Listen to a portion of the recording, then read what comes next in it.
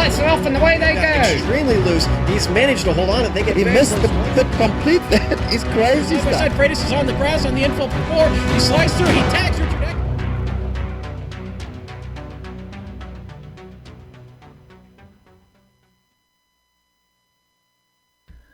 Coming as sweet and clear as moonlight through the pines is Road Atlanta. This daddy go faster, honey slow down roller coaster of a track is the host venue for the Absolute Beginner League's Formula Neagle. This afternoon it's round 5 of 8 on the season 10 schedule, and you'll be able to see all the Skip Barber open wheel action from green flag to victory donuts live as it happens here on the Global Sim Racing Channel. Hello from the Peach State and welcome to GSRC's Countdown to Green. I'm Bill Soupzon. Joining me in the booth is Adam Forever Young.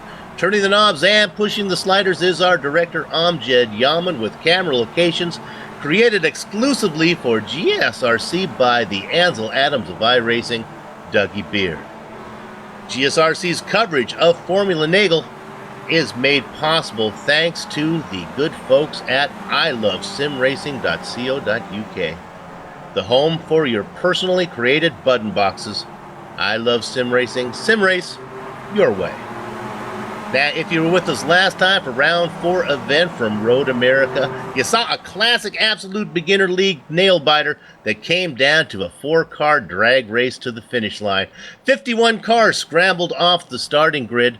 The cars got single file early, but nevertheless, there were some hurt feelings between a handful of drivers farther back in the pack that got together early. A 6-car train formed up quick, and Aero Num, Tron Tran, Patrick Fliss, David Burns, Pierce Cocky, and Johan Vandebeld breaking away. After the pit stops, Tran and Fliss found themselves paired up a few ticks ahead of a second duet of Num and Burns. When the two leaders started to battle, the trailing pair closed in. Fliss won the 4-car dogfight, earning his first win in his first series attempt. Tran and Num finished second and third, just ahead of Burns. The top 4 cars were under an 0.8 of a second blanket, typical for this series. Now let me reintroduce my partner for today's race, Adam Young. Adam, after Road America, we come to a track with the same initials. That would be Road Atlanta. Yeah, but it really couldn't be much different in many different ways. Of course, Road Atlanta, we're located on 75 acres here just north of Brazelton, Georgia. Opened in about 1970, and this about 12-turn facility, depending on how you look at it. So you got a couple of 10As and 10Bs and stuff in there. It opened in 1970, and it's used for a wide variety of events from sports car racing to motorcycles and driving schools, and hey, even a little bit of testing goes on here. And of course, in 1998 was the first year for the Petit Le Mans, which I believe is every October. Of course, a 4-kilometer layout, 2.5 miles, and as I mentioned, 12 turns on an asphalt track.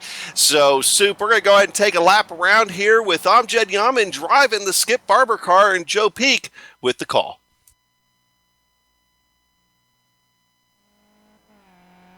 All right, we've got Amjad Yaman in the GSRC Skippy, so let's do a lap around Road Atlanta. Coming down to turn 1, it's a very fast right-hander that eventually rises uphill on exit. The high rate of speed means it's going to be pretty dangerous to attempt to pass into here, and you can expect to find the barriers in a hurry if one of you loses control. Now the track switches back, and we have the very blind turn 3. This huge crest means that even as you're braking, you can't spot your apex until you're pretty much on top of it. Expect a few drivers to get cut course penalties when they get it wrong. From there, we've come to the S's.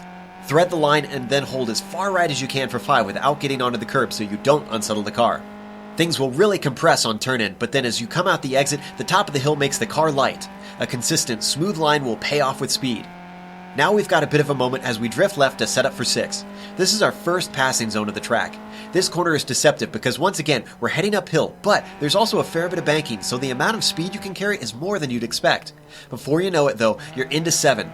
Now this is absolutely the most important corner of the circuit. It's slow and sharp, but it dumps drivers onto the long backstretch. Botch your exit and you're going to be vulnerable the whole way down. Moreover, in these lesser powered cars, the draft plays a big role, so trying to safeguard yourself with a great launch will make life easier in defending. But if you are being attacked, the braking for the chicane is coming, so you have choices on defending. The switchback means the right or the left side is viable to try and hold position. The important part will be being late and precise on the brakes. From there, we head over the final crest and then let the car hold left. Then, without lifting, blast through the final corner while just grazing that inside curb, and make sure you don't drift too far outside and into the grass. If you hold it together, you finished a lap around Road Atlanta.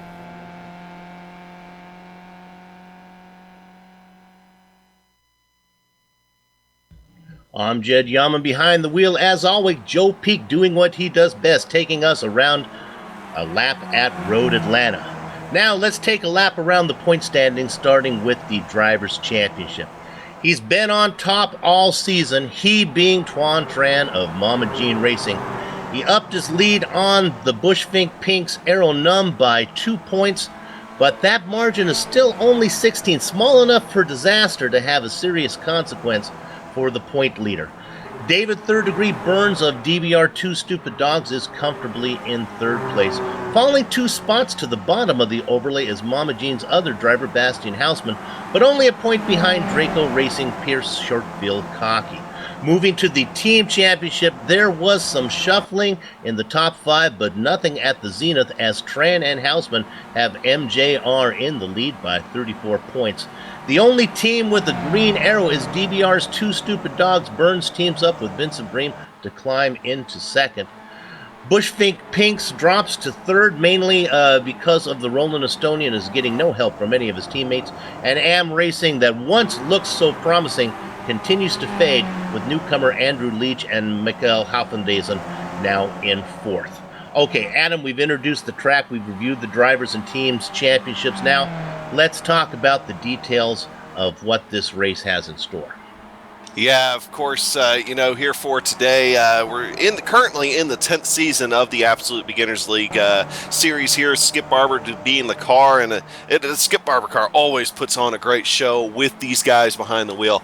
We're at round 5 of 8, which, if you remember, it is one more race than past seasons, and 5 of them are 45-minute races, and 3 of them, including today's, are 70-minute races, and of course there are no dropped races in this series. Now, these are open setups. Fuel is 55% limited, so what we're looking at here for today with the 70-minute race is going to be 2 pit stops. So you want to make sure that you're getting on and off pit road as efficiently as you can, because as you saw last week, tenths of a second matter.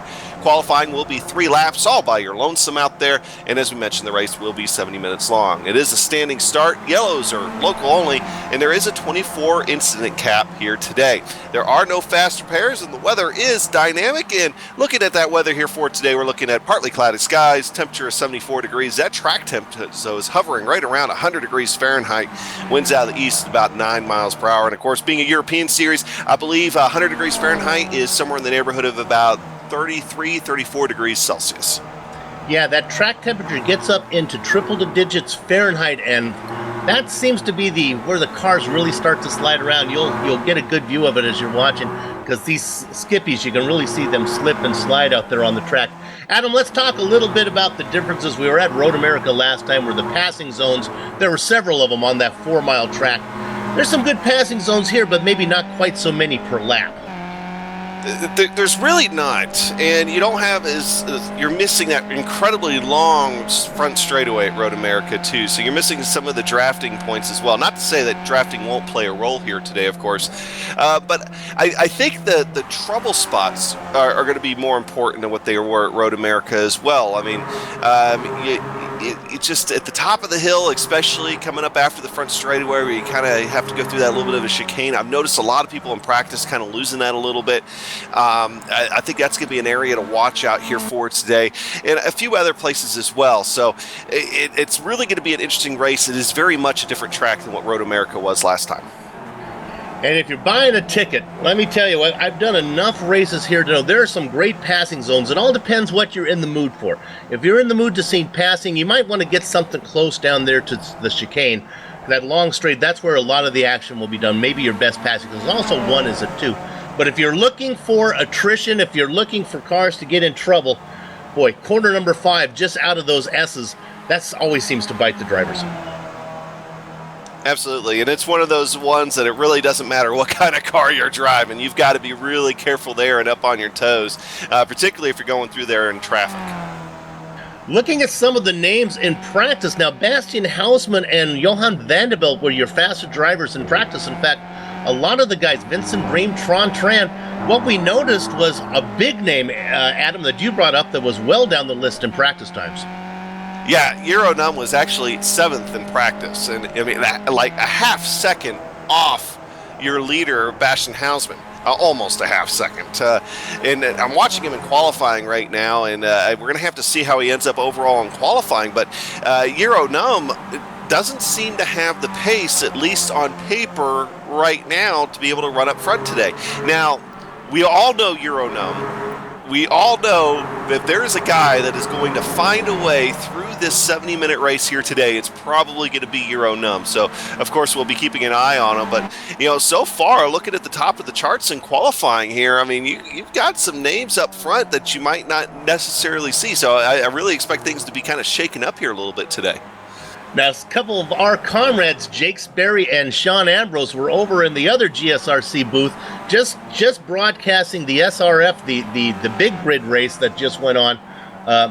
And Aero Num was over there racing in that one, so he has double duty right now. So at least the cars, are a couple of those little SRFs are underpowered like these Skippies, so he should be able to slip in that, even though they handle a little bit differently. They both have that lift throttle oversteer that maybe he might be just having a little trouble getting used to one car from the other. Right now, he's still qualifying down there, way down the list in 8th position. Third Degree Burns on the top of the charts right now. They're doing 3 laps today, Adam. They've added an extra qualifying lap this season that gives them a little less pressure put on. But right now, if you want to talk pressure, let's go ahead and go to the segment that seems to never die.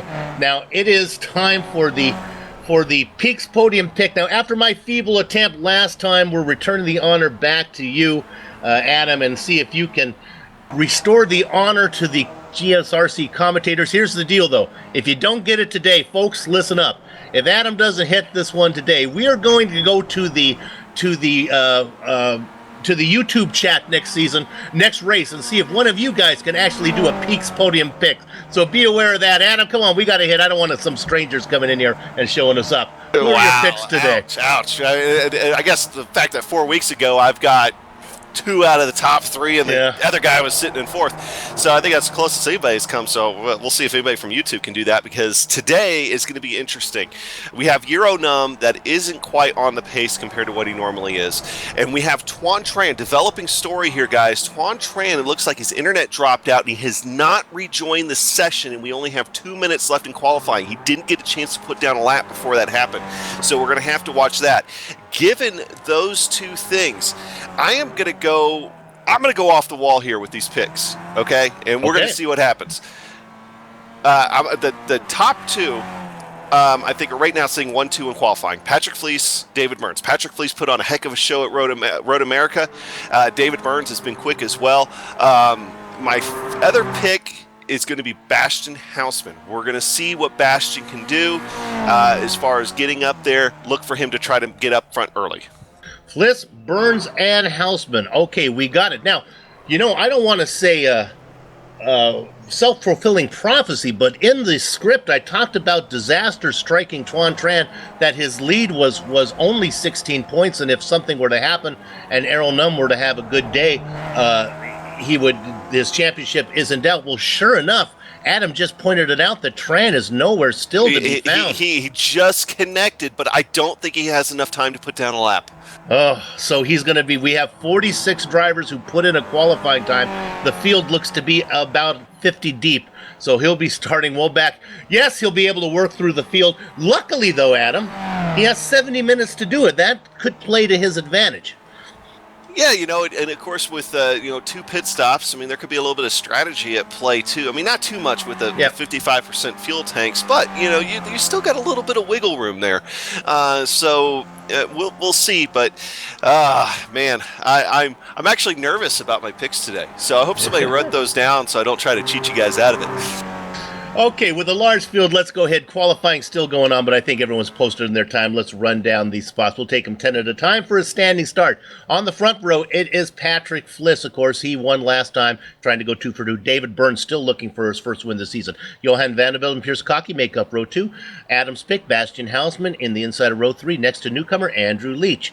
Ricardo Allard, a veteran of the series, inside of row 4, right next to his teammate Vincent Bream. And then row number 5 is going to be Mikkel Engstrom and, of course, Errol Num, the 2-time champion. Adam? Yeah, starting in 11th, the name they're all familiar with, Mikhail Hafledazen. He'll be back there looking to try to get up front early. Henrique Kamara starting in 12th position here for today in row 6. Stuart Mathers and Stefan Beluca starting in 13th and 14th, 15th and 16th belong to Ludwig Sauer and Neil Bamber. Row 9 belongs to Jonas Blix and Jefferson Padavani, and Patrick O'Leary and Liam Quinn will occupy row 10. Row 11 is going to be Floris Bashar inside of Oliver. Can I have some more, please? Elliott, Joachim Lindgren, and Frederick Neptune make up the next row. Luca Ferrick and Eric Lukel in 25th and 26th spot.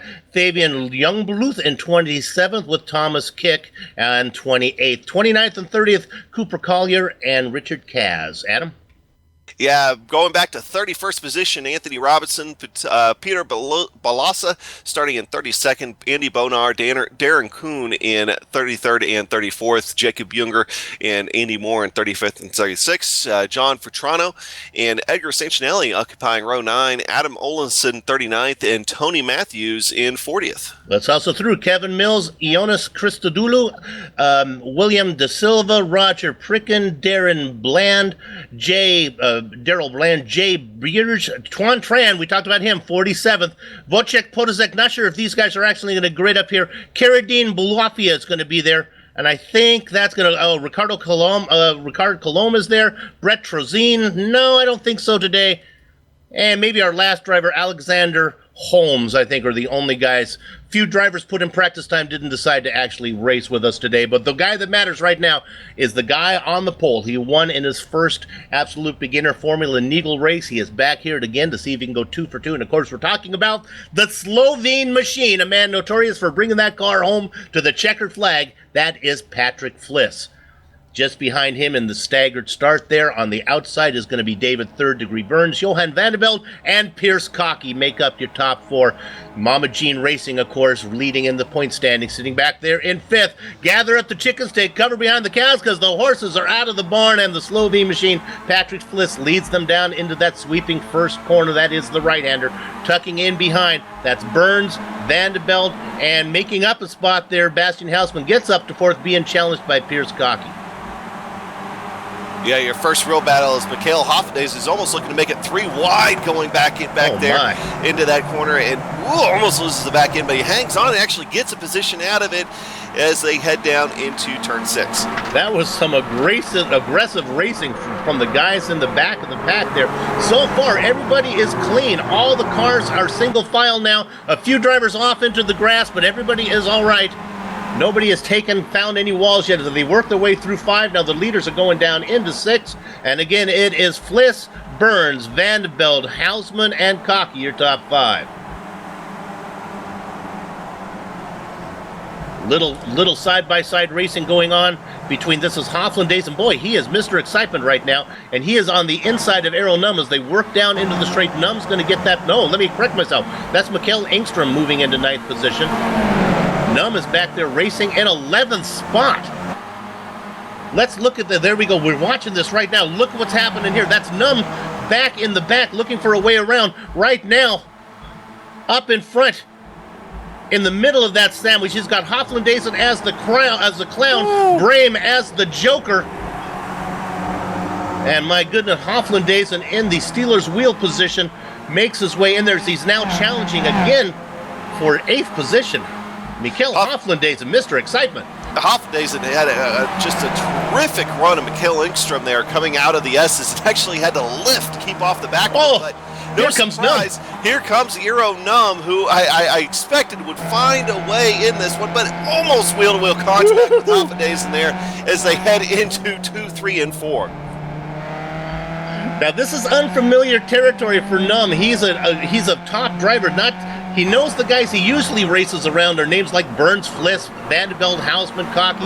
Not used to racing with Hoflandaisen. If he can get around Hoflandaisen, then he can open up. He's got a long little gap there to get to the 7th place driver of Andrew Leach. Meanwhile, up in front, everything pretty much stays the same right now.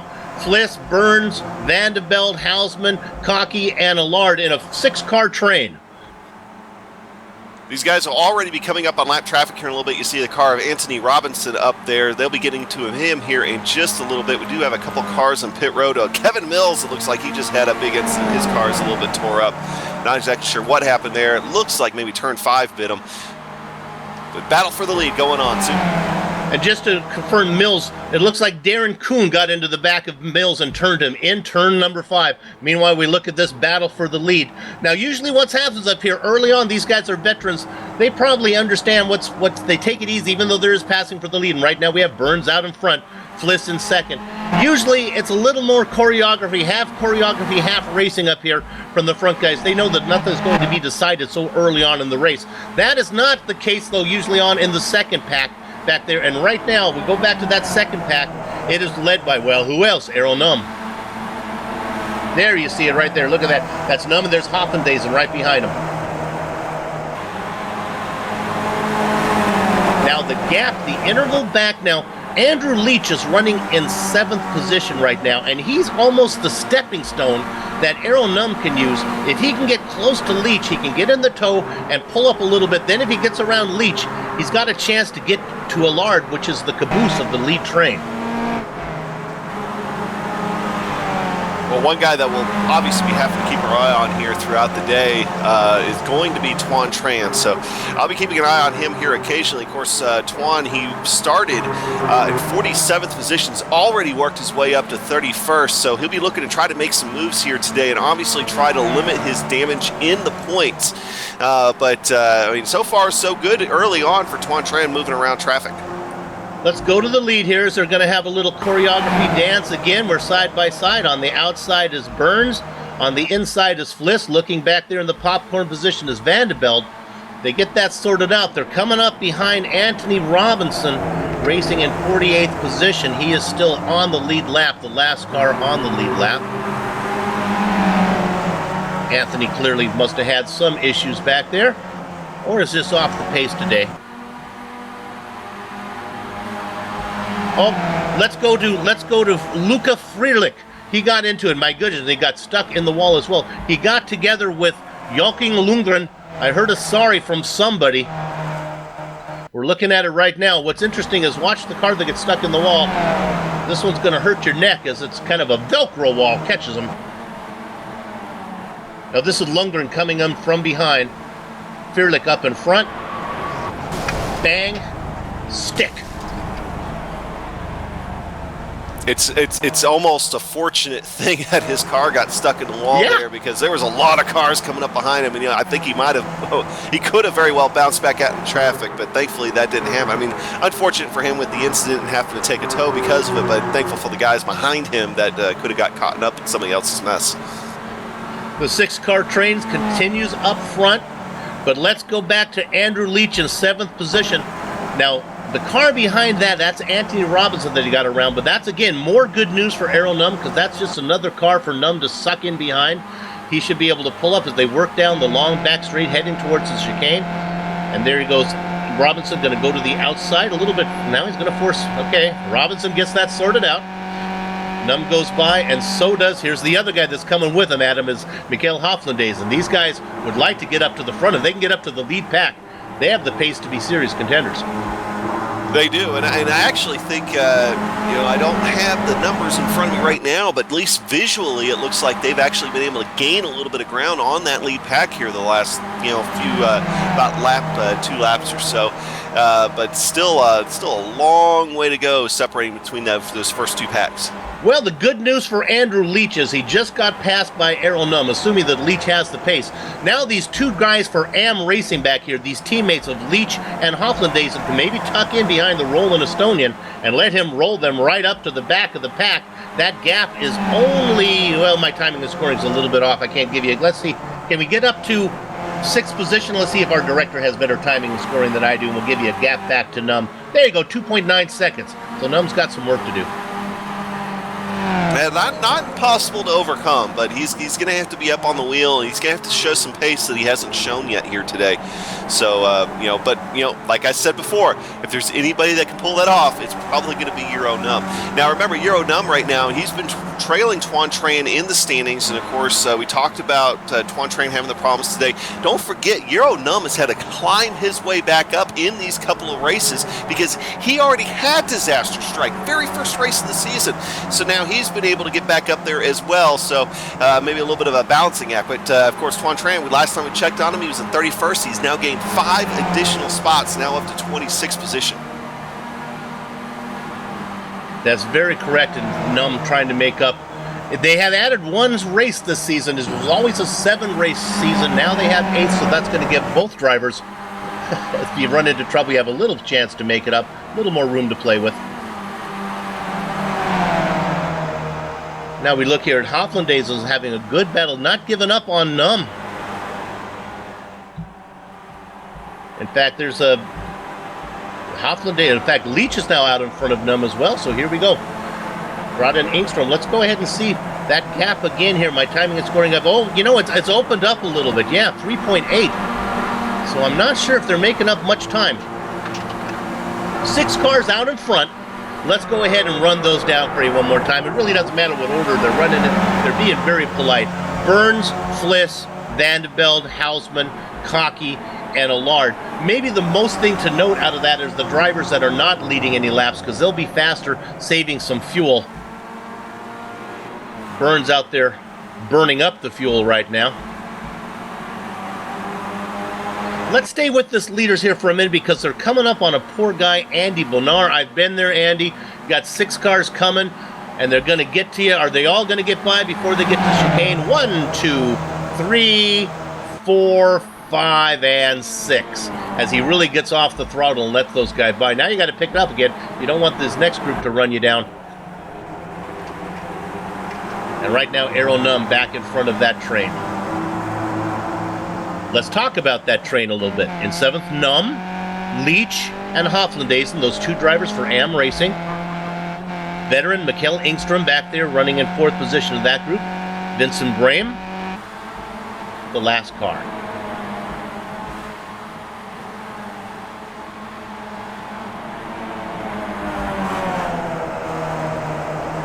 Just watching the lead pack and watched David Burns actually get a little loose there, going through turn 1 and then proceeded through 2, 3, and 4 as well, a little bit on the loose side. And Patrick Fliss was able to pull just a little bit away, but just goes to show how important the draft is here. Get through the corners. He sucked right back up to the back end despite that. But I think this will be where it costs him a little bit. He's going to look at Vandeveld and maybe even Hausman trying to make a move here before too long as well. Maybe try to get up in the 2nd spot. But there is a little bit of gap now between 1st and 2nd. Not much, but a little bit. So we ride on board off the rear wing of the Slovene machine, Patrick Fliss. Let's jump up to 22nd, actually jump back to 22nd position. That's Patrick O'Leary. Right now, the reason we're talking about him is he's got that purple and black Mama Jean car behind him of Tuan Tran. Now, the good news for Tran is he's workless. I think he's going to make this pass here as Tran. There we go, as he gets to the, I guess that would be, where are they on the track? That would be the inside positions. They come up here. Now, the bad news for Tran is he's made up all those positions. The bad news is the points don't really start to pay until, I believe, spot number 16. So he still has some work to go before he's going to make any points at all.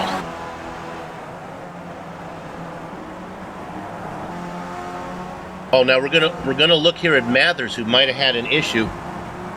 Oh, yeah. Actually, now this is Stuart Mathers. He had behind him Eric Lukel, got a little tap. This happened in front of Tuan Tran.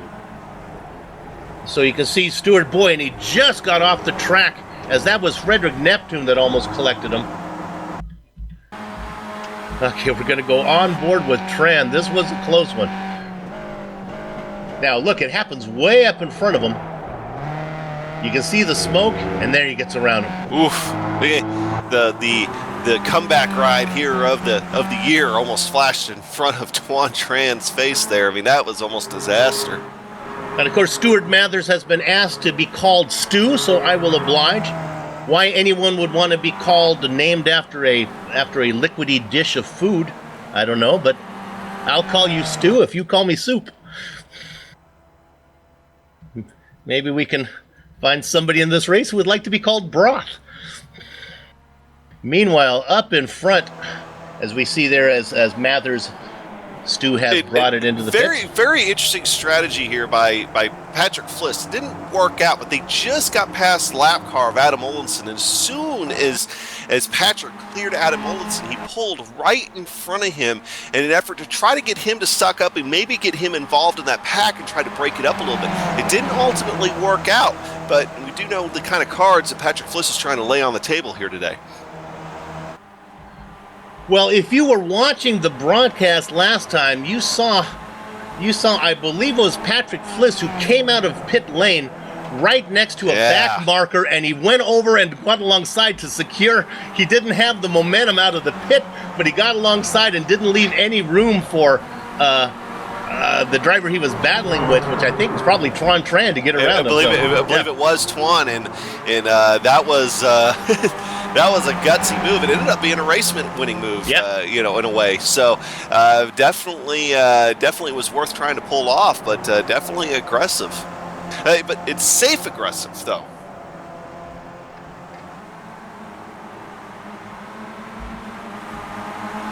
Looking at, I don't see any issues. We thought we might have had something going on. I think. Oh, we have Cass had a problem. Let's see if we can find out what happened with him. We have the replay. There we go. We're going to bring it up. This one he was trying to make a move on the inside of Cooper Collier, and the car just got loose on him. You know, let's give Richard some credit there for keeping the car off of Collier. You can't see Collier. He's right there on the outside, and so Richard did a good job of cranking that thing to the right, spinning it off into the grass, sacrificing himself for the benefit of others. Kind of a I am Spartacus type move. Nobody understands that reference at all. I think more people would get that one compared to some of your other ones.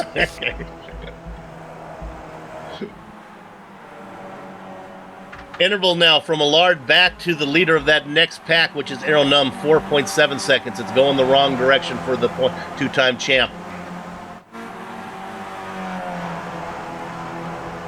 Now with two stops, you don't necessarily have to fill it up all the way the first stop.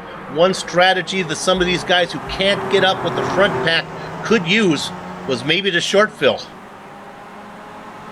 We believe, oh, you know what? I think we talked it being a 70-minute, a two-stop race. We believe it's only going to be, I think we might have had our overlay wrong. I think it's a one-stop race only. Very narrow window. Well, we'll know soon enough. We're talking about it. The fuel used to be 65%. They lowered it to 55%. So we really should have done our homework. I believe it is. You know what? I'm going to believe the overlay. I don't think that overlay would be put on there.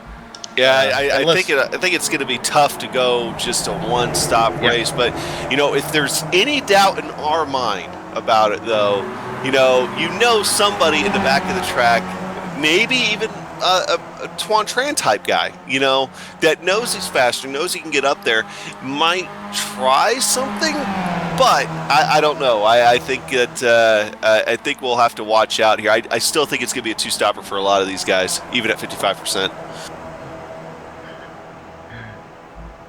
Now, I think if it's going to happen, I don't think it's going to. I think Burns has already burned up all of his fuel leading so much. I think Fliss has already he's already set his stage, what's going to play out.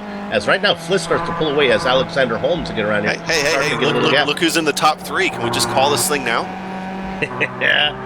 David Burns. This is Adam's Peaks Podium picks right here.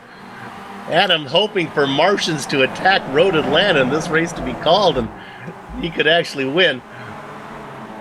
But as this is a follow-up on the point, I think the guys who might be playing as smart as, my goodness, who is that off?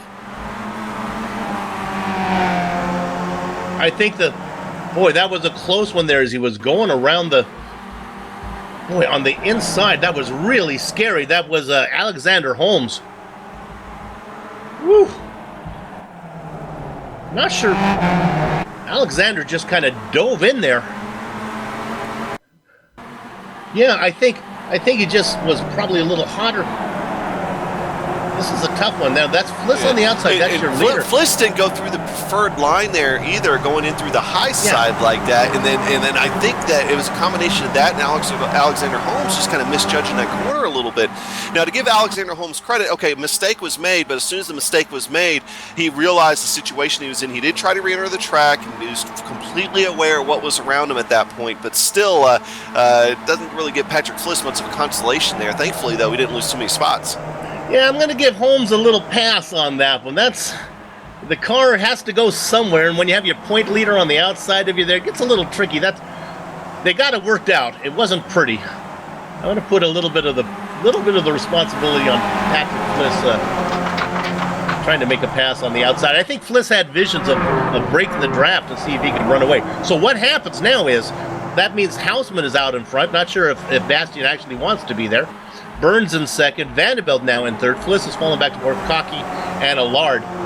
Nice to see Ricard Allard finally racing with some people around him. So much of this season, for the first 3 races, he's pretty much kind of been wearing the face that he keeps by the jar in the door. They're kind of a lonely person. Another long reference. Here we go. That one. Wow. That's a little Beatle reference there. That's keep going. Pushing my luck. Going, All the lonely people, man. Ricard Allard running 4 seconds ahead of. Now we're gonna start singing "Sounds of Silence," huh? I'm done. Richard Cologne back here, 36th position. Looks like he had a problem. Oh, let's look at Alexander Holmes right now. That's the car that we just saw in the. Oh, look at this. We have Vanderbilt on screen, off in the grass.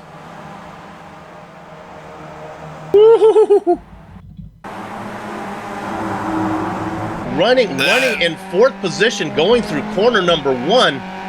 Boy, that car got squiggly. What a great job. Oh, he's heading towards the wall. He gets out there and he gathers it up.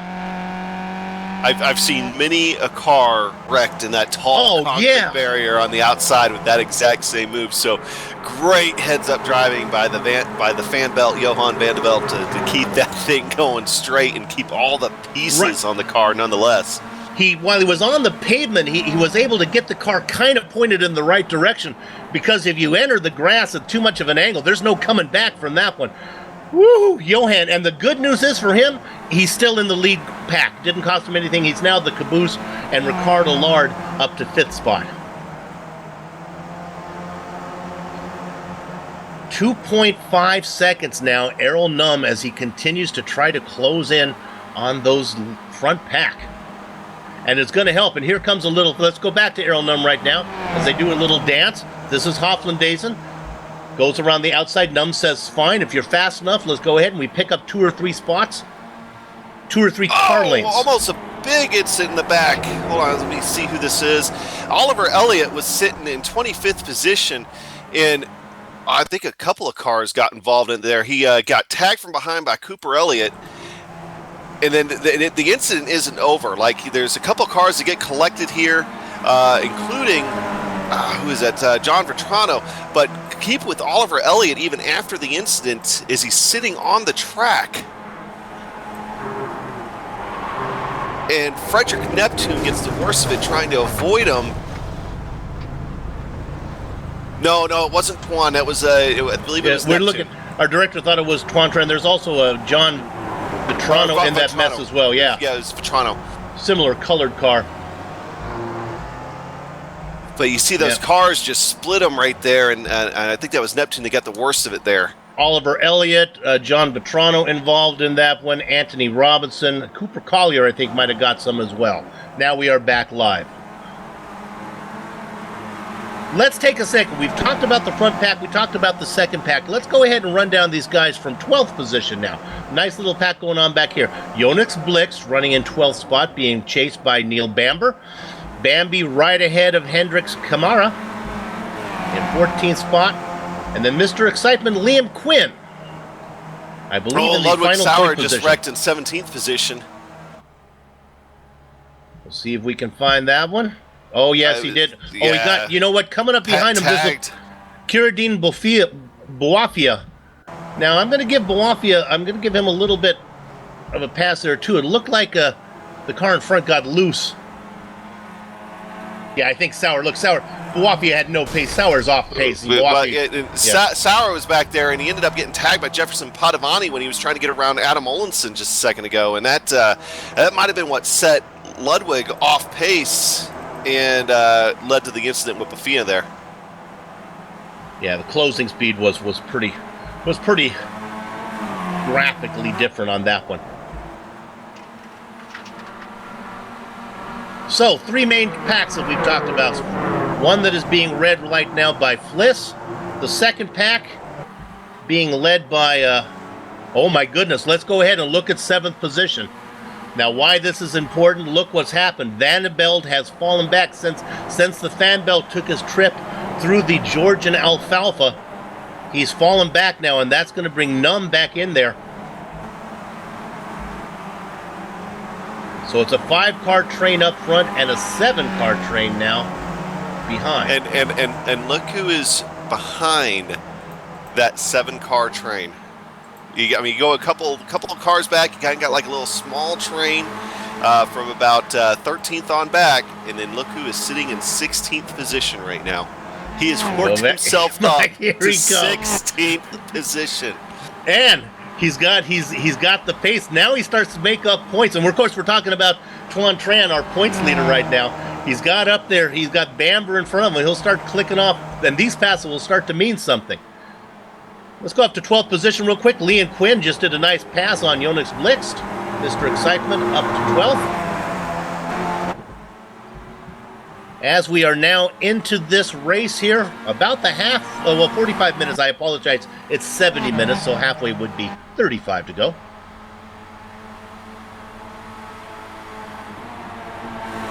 Five cars up in front right now. We have still on the lead lap 30 cars. And I would say that maybe 7 or 8 cars, probably 10 cars have called it a day. No really big names down there of anybody.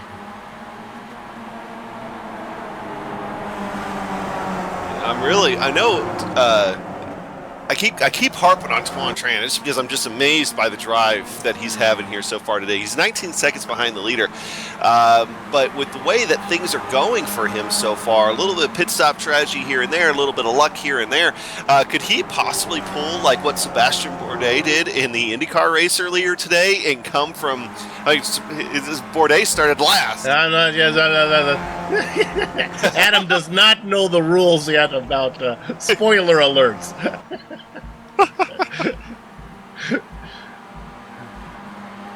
Both the director and I started covering our ears there, and we're not sure what happened. We might have missed a little bit of the action because we muted Adam Young there. Aero Num in the pit road. Aero Num in pit road. Pass for the lead as that's going on right now for what it's worth. Here we go, and it is Patrick Fliss. So Num is in. Surprising again. If I were on the box, I would have said to the guys behind him to come in with Arrow, Hofland, Dazen, and Leach, and all those guys back there. He's the guy. Refresh my memory, Sue. Where were we at 4 weeks ago? We were at Road America 2 weeks ago. Where were we at 4 weeks ago? Because I believe that Euro Num did almost the exact same thing. He came in early. He ended up coming out alone and still managed to gain a ton of ground. I'm trying to remember what track we were at, though. Well, I think I do. It is. Yeah, there's way too many series for us to. Most sport. There we go. Our director nails it. Cool. Yeah, because I think Arrow is under the belief that I am fastest, and these guys are, well, to put it cruelly, parasites, and are just living off of my speed. So he comes in. If I can lose these guys, then I can at least run some fast laps. Pass for the lead right now as the Mama Jean Racing purple and black car gets ahead of Patrick Fliss, the privateer. And got to go back to talk about Tuan Tran a little bit. He has now caught the back of that little mini third pack up there, so he's going to be getting some more positions here before too long. Running in 15th now. He picks up one spot because of Aeronome has come in. First up for him is Bamber. Let's go ahead and look at this one because we got some good excitement going. This is Quinn up in front in 11th position right now. All these cars picking up one spot because Num's pit stop that was early. Blixt, a newcomer, Hendrix Camaro. We don't get to watch him very much racing in the 104 machine. He's the middle car. And then back here now, here comes inside of Bambi, here comes the Tuan Tran. Did you just call Neil Bamber Bambi? That's a new one. Yeah, I haven't heard that one. I'm not sure he has actually signed off on that one yet. That one, that one might be forced upon him. Oh, I'm sure if any of his friends are watching, it's definitely getting forced upon him. Just remember, Bambi was a boy. All right. Looking back there now, Bamber. Here he comes, trying to, there's corner number 5. He gets a wide exit out of that one, and now Bamber tries to pull up on the inside of Camaros. They work down into 6. I think Neil's going to get this thing done. He does, and that's going to force Hendrick out there wide, but Tuan Tran takes his time, doesn't force the issue in that number 21 machine, running at 15th spot. Tuan knows what's on the line here, so he's been able to gain a whole lot of spots, but he hasn't been putting too many compromising, putting himself, I mean, obviously we saw where he had a close call or two, but he hasn't put himself in compromising positions in this process. So being smart about it, realizing that at the end of the day, he's got to just try to make up as many points as he can before anything else.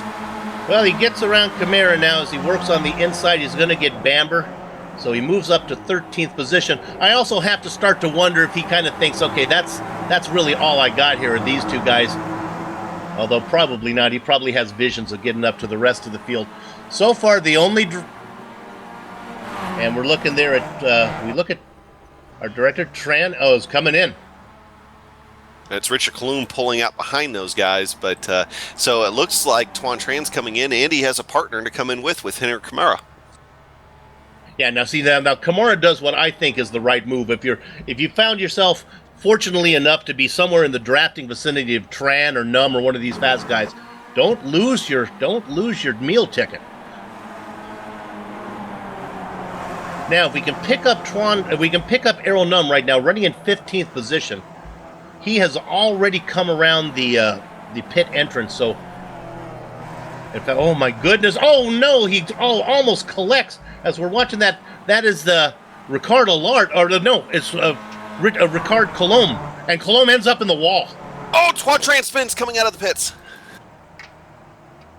Okay, we're gonna watch Tran, and here it is. Coming out, he's got to start all over again. Honestly, you know what? I think Camara slowed him down a little bit. Did he nose it? He might have just nosed it. He came off of that just fine, but he got too aggressive coming out and put 2 wheels off into the grass. And yeah, I think it was soft contact in the wall. And I think what hurts him most is probably going to be time. In fact, I don't even think he actually hit the wall. I think he got lucky here, but still. He came out, he wanted to get around Camara, and then he couldn't, and then I think he just kind of lost concentration, and then he put the left sides off in the grass and turned it around. Good news is, I don't think he had any contact, and he had the pace to run these guys down again. More good news is, I don't know if he really had any more spots to pick up from where he was. All right, here we go. It is time for everyone to have a party. The invitations have been sent out, and the location is pit lane. Hausman has stayed out. Burns and Cocky and Allard has stayed out. So now, what we're trying to do, we'll take a look. I don't expect Errol Num to be able to get... Well, has Num passed these guys? Oh, look at this. Let's look at Fliss. There's Fliss in 6th spot. Right behind him is Errol Num. Now, this is where we get into trouble. I'm going to... Let's see, they're pitting. See, they're pitting here before 35, before the halfway mark. Is it a one-stop race? I gotta think it's a two-stop race. There's no reason for Num to pit so soon unless the window is that big. Well, we'll find out soon enough. See how long these leaders can stay out. Well, we theorized somebody might try it. I just wasn't expecting anybody up front to try it. Henry Well, Kamara here they has go. come back onto pit road. Hausman, Burns, they're all coming in now. Cocky. 4 cars coming in. Coming in with 37 left to race. Close to the halfway mark, but not really. So the car with the best stall is Burns. And if you look at it there, it's Burns in front, Vanderbilt kind of in that orange machine. Now we're looking for Fliss and Numb.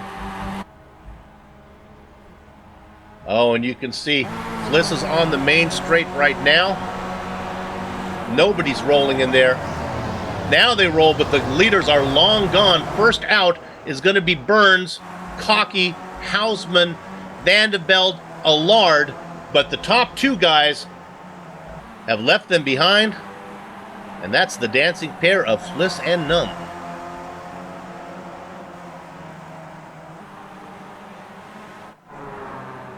Wondering what the with Henry Kamara, why he came back into pit road without even. I mean, it's still on his out lap from the previous lap. So, strategy play. Maybe he didn't get enough fuel or something there. That Kamara was involved with that incident with Tran.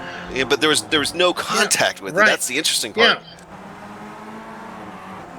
And watching here a second ago, noted that Cooper Collier had mentioned that he was out. He ended up coming in a little too hot in the pit lane and slamming the wall there a little bit. So I think his day is done because of that.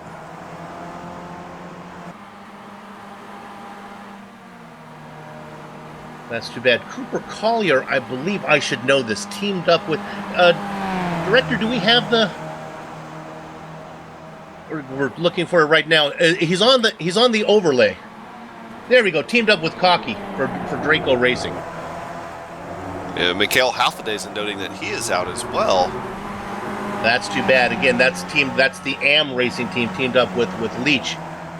That team was started off so well this season, but they haven't been able to really put it together. Kind of beginner's luck maybe with those rookies. So let's go ahead now, take a breath here, Adam, and maybe we'll run down. How about we run down the top 20? Everyone's made their pit stops. Let's do them 5 at a time. Out in front, Fliss and Numb.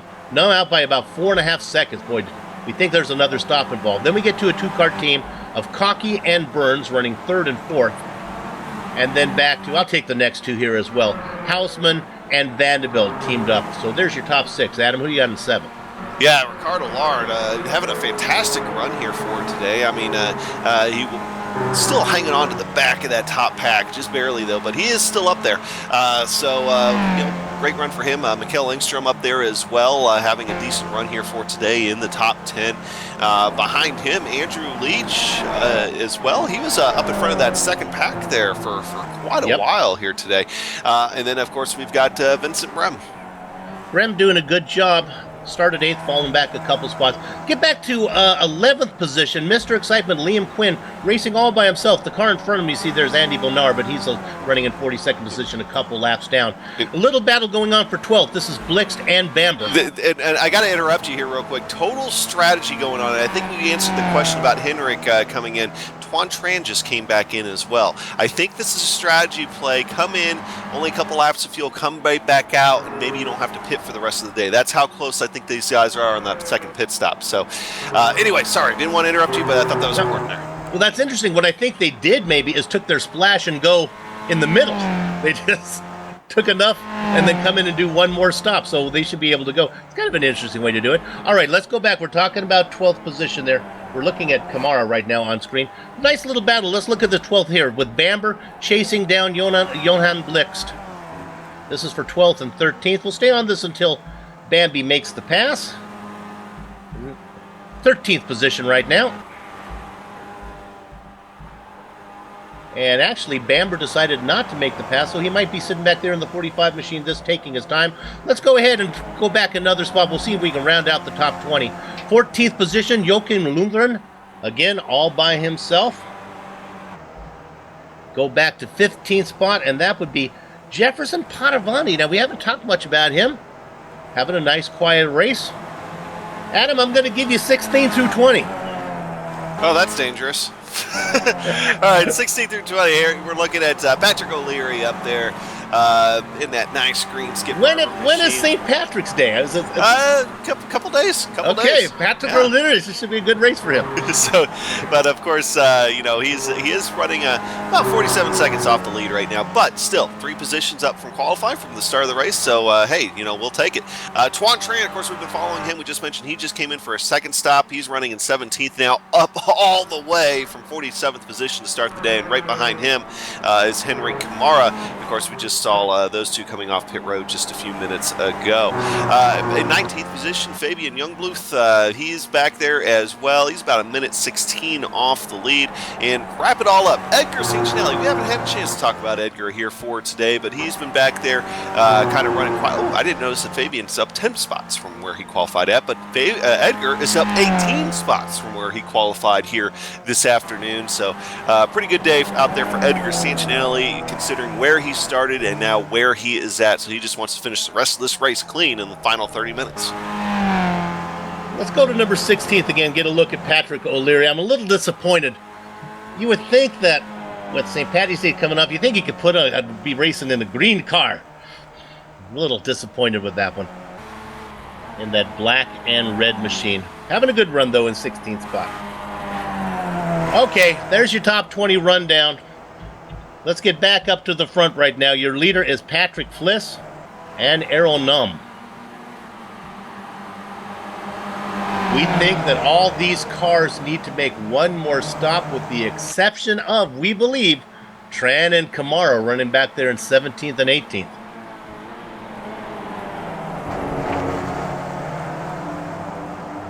Fliss, these guys have opened up a 5-second lead now. Also, Adam, if there is a second stop to be made, maybe these guys, didn't fill it up all the way. That's why they were able to gain such an advantage on the guys running back in 3rd and 4th. Maybe Burns and Cocky and Vanderbilt and Hausman filled it up all the way to the top. They'll have a shorter stop coming up if there is one more stop to make. The advantage there for those guys, of course, is going to be the fact that they'll be able to do that second last part of the pit cycle on smaller fuel tanks and be able to, maybe theoretically, of course, all theoretically, put down some faster lap times on those lighter tanks. So we'll have to see how that ends up panning out, and whether that ends up hurting the likes of Tuan Tran and Hendrick's strategy. But still, of course, we know Tuan Tran isn't going for a race win here for today. He's just trying to get as many spots up as he can. We'll have to see if anybody else tries pulling anything similar here over the course of the next couple of laps. GSRC prides itself on knowing the series. I'm going to stick with the 2-stop is necessary here. It was on the overlay. I don't believe it would be there if it was incorrect. So we do cover a ton of series, and sometimes I must admit that I get them confused. But I think there's 2 stops coming here. And right now, a guy that is not interested in the stop is Errol Num, as he is side by side with Patrick Fliss. Now, Num and Fliss both race in the MX5 World Tour. In fact, both those guys were there. We covered that race yesterday. We were at Spa for that one. And these guys were shut out in that one, as that race went to Series Veteran. Well, I'm not going to even say who it went to in case you haven't seen it yet. I'm going to live by the spoiler rules. If you haven't seen that one, it was a good one. Errol Num gives a thank you. Probably thank you to Patrick Fliss. You probably saw it on screen. Fliss had visions of ducking the nose in there and thought better of it. And Num said, thank you for not doing that. Ooh. I think Errol may have practiced a little rhinoplasty of Num and decided to stick his nose in there and do a little chopping it off. So I'm glad that didn't work out that way.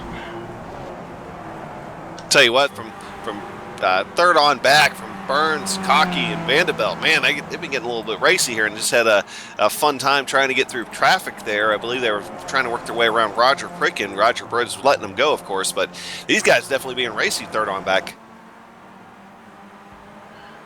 Interesting, Patrick Fliss comes back, and Fliss and Num are having a little short conversation about what they want to do. Fliss said, I'll just stay behind you one more time as you go around. So Fliss happy to At least when I interpreted that, unless he said, you stay there and I will go around. Maybe that's what it was.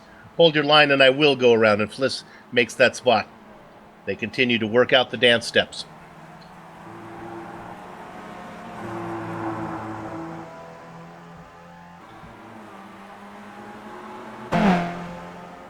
"27 minutes of racing left here.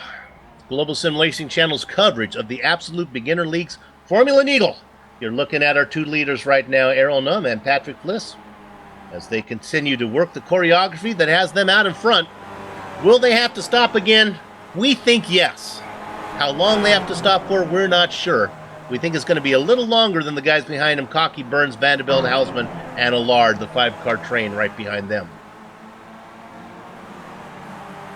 One driver who we know is not going to have to stop again because he's made 2 stops is Tuan Tran. He's all by himself in 17th position. This is a good time to see if we can find a battle here between back markers. If we can find one somewhere. We're looking here nicely. We're going to go, we think maybe we got something in 12th position. Not really much. Let's just check in on him. This is Jonas Blixt and Neil Bamber.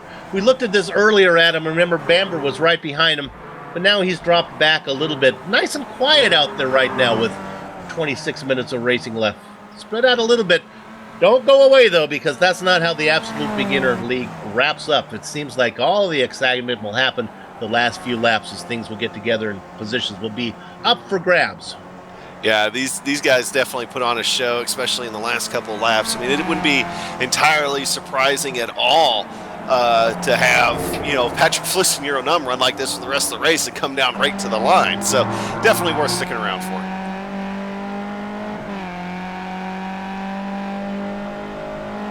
Looks like we have a nice hornet's nest of cars up here. Don't know if it's a battle. Let's go up to Ingstrom, as we're looking here at Cocky.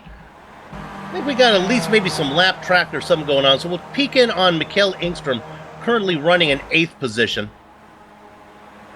Now he's got John Vetrano behind him. Then Andrew Leach.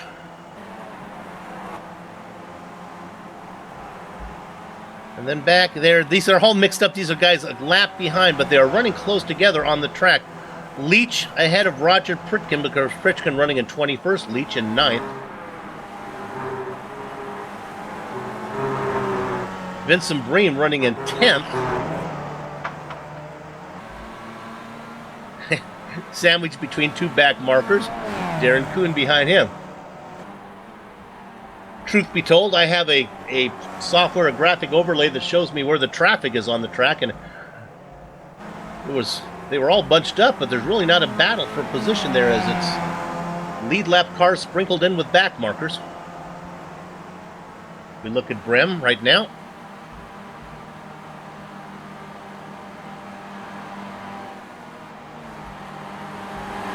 Well, this is kind of the calm before the storm, before that final pit stop.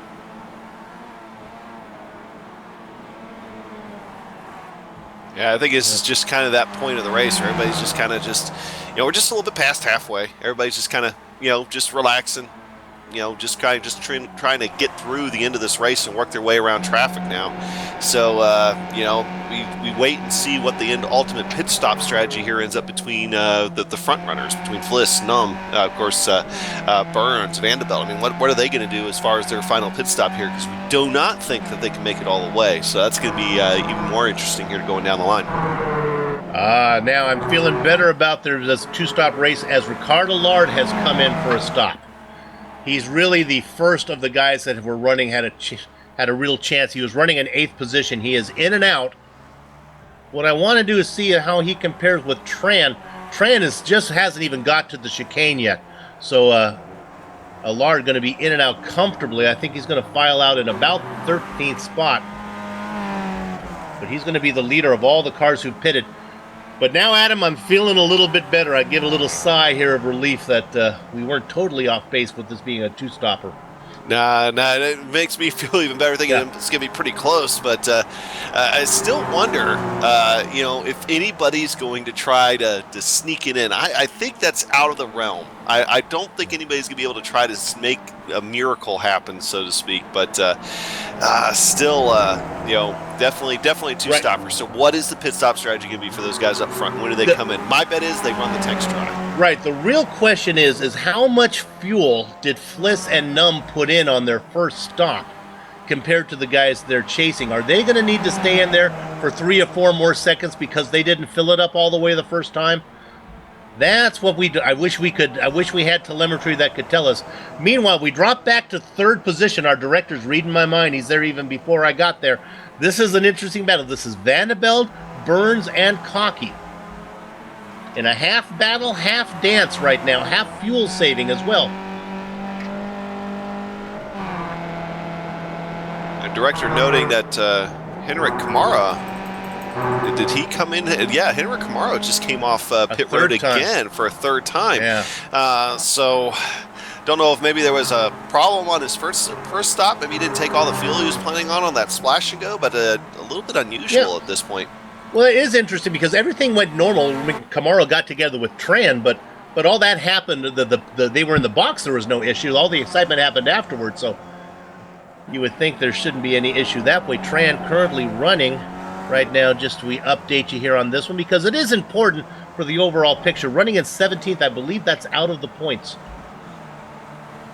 But he's done with the stops. Exactly. He's done with the stops, so he'll be able to get up a few positions and still, he hasn't gained too much time, but if you look at his last lap time, he was actually running faster than your leader. Looking at Cocky in 4th. Got to give a shout out. Let's give him some love. 10th position right now, director. This is Liam Quinn, Mr. Excitement.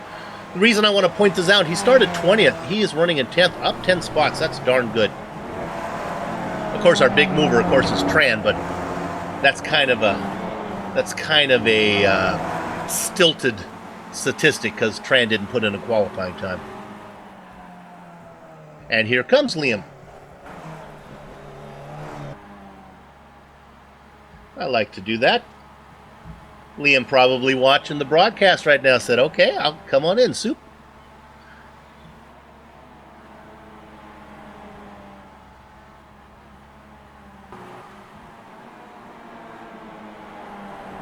Talk about Bastian Hausman running in 6th position. Remember, he was up in the lead lap, Adam, the lead pack early on. And now, not only did he fall off the lead pack, but he's not even with Burns, Cocky, or Vanderbilt. But again, we don't know what kind of fuel. Maybe he took filled it up the most. In fact, I can look to see how his stops times compare. Yeah, that's a possibility too. And I think that lap traffic really played a role in breaking up that pack too. And it kind of left Bastian out there a little bit hung up to dry. But he's catching up to Edgar Sancinelli, the lap car. Who, by the way, we talk about movers. Don't forget Edgar Sancinelli, I think, is up 18 positions from where he started the race. So he'll be able to get a little bit of a draft on him. But I don't think it's going to be enough to catch back up to the back of that pack with Johan Vanderbilt. Okay, let's take advantage of the information that all my software gives me. Let's talk about Numb and Fliss. Fliss's stop was 18.7 seconds. Numb was in the box for 16.3. Now remember, Numb was way back, because he had had that issue. He wasn't with the lead guys. He was trying to catch up. So that explains why he is up so far in front. Now, 18.7, 16.3. How does that compare to the other guys? Cocky, Burns, and Vanderbilt, all around 20 seconds or more. So I think we're on point here. I think Cocky, Burns, and Vanderbilt filled it up all the way. I think Fliss and Numb short filled. I think it's going to be a pay me now or pay me later type thing, and I think Numb and Fliss still have a little bit of money to pay here when they come in for that next stop.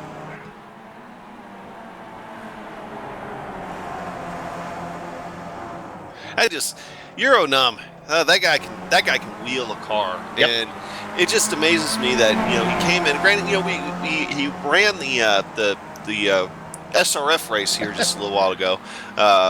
So maybe he was a little bit tired coming into practice and qualifying here and just wasn't on the pace. But man, once that race clicked on, he was just on the wheel, man.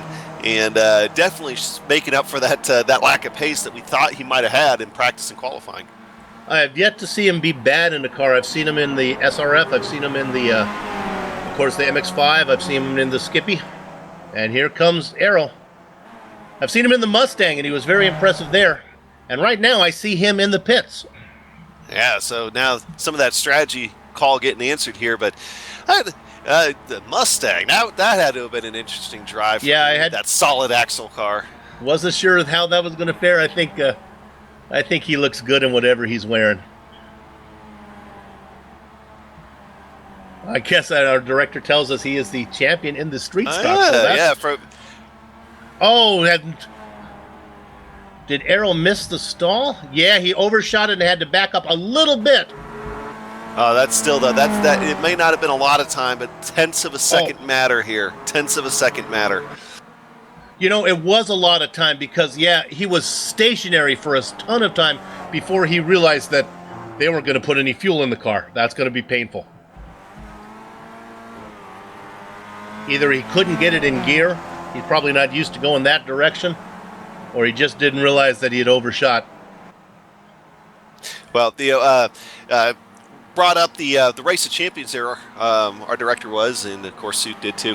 That was a fun race to watch. If you want to go back a couple months ago and see just a great, if you're looking for an idea for a special event for your league, check out that broadcast on GSRC's YouTube channel from a couple months ago. Great, because they pull in the Absolute Beginners League. It's more than just these Skip Barber cars here. They do have a couple of other leagues, smaller leagues that aren't broadcasted. This is their big one, but they pulled together all the champions, all the different drivers from those various leagues, threw them in street stocks on the short track at what was the track's name? Okayama, I think it was. Yeah. Okayama, on the short track at Okayama. And let me tell you, those street stocks put on a whale of a show there. So go check out that broadcast. Fliss is in right now, and it was so well done, too. So well organized. It was really fun to watch. Okay. Fliss coming into his stall. Let's see if he hits a little better. He locks it up, but he puts it right in the middle. This is important now. We'll see. I expect him to get out way ahead of Arrow Numb. First of all, I think Numb had to take more fuel, and I think he overshot it. Overshot his box. Fliss is rolling, and Numb is really nowhere to be found. He hasn't even got to the first corner yet. All right, so Arrow is out. I'm sorry, Patrick Fliss is out in 8th position. Oh my goodness, how about a 10-second gap he put on there, Arrow? Along with Arrow needing to take more fuel and then the pit blunder. That's going to be a showstopper there for Euro at this point. Tuan Tran has to be listening to the broadcast. He has to be smiling a little bit. Yeah, Tran back there in 17th position, but it's good to know that his biggest competitor has also had a few mistakes. Yeah, that's going to help Tuan out just a little bit. Granted, we want to see him get up that one more spot to try to get some points on there, but he's right behind Patrick O'Leary by about a second, so he should be able to get that gap done. But I think with Tuan, don't forget his pace in many laps here. Not while he's dealing with traffic, but many laps he's been faster than your overall leaders. But now your overall leaders, those top 3 spots occupied by Vanderbilt, Burns, and Cocky, they've been just driving hard here the last couple acts. In fact, you're looking at Cocky there making a move on Johan Vanderbilt going into 1. So just a little bit of draft at play. But these guys, now the question becomes, when are they going to make their second stop? And if we look here, we're looking at this battle. Now, this is Burns up here. If we keep, these guys can't be playing with Vanderbilt in front right now, Burns in second, Cocky in third. They can have fun, but they really have to be careful. They have one more stop to make. They can't be fooling around too much and slowing them down because Fliss is back there. Timing and scoring, if Fliss has finished his hot lap, yes, he has. So I can give you an interval. It is 23 seconds that these guys have a lead over Fliss. It means they need to come in, get the gas and get out before the Slovene machine can catch them. I'm not sure if they can get that done in 23 seconds. We'll see.